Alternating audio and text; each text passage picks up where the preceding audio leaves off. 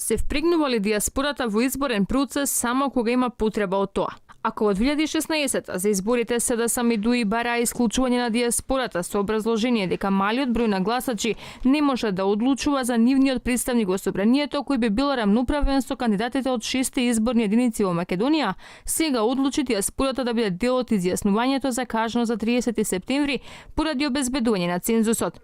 Септември ќе гласаат сите државјани на Република Македонија, дали се во Македонија или во диаспората. Значи ќе гласа и диаспората. Одлуката на референдум на државно ниво се смета за усвоена ако за неа гласале мнозинството од вкупниот број граѓани кои гласале доколку гласале повеќе од половината од вкупниот број граѓани запишани во избирачкиот список. Против диаспората пред 2 години беше и ДУИ, кој бараа трите пратеници од диаспората да се повлечат од изборниот законник или диаспората да гласа во 6 единици кои се во земјава.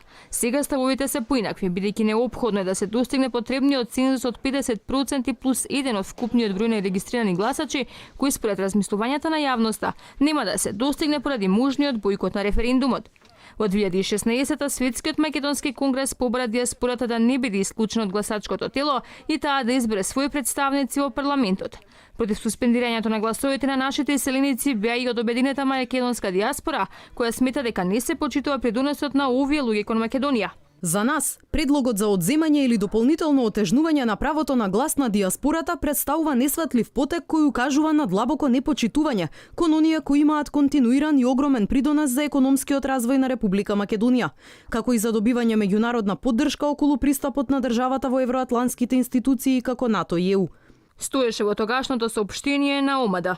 Цела кампања водеа и владени функционери и провладени експерти дека за изјаснувањето на референдумот цензусот треба да биде исклучен, што многумина го претолкуваа како страф од неуспех и бојкот на граѓаните. За најавениот референдум пак да биде легитимен, на него треба да излезат повеќе од 900.000 граѓани, што е половина од околу 1.800.000 гласачи, колку што беа регистрирани на последните избори. А за договорот да добие поддршка, ќе треба да има повеќе од 450.000 гласа за.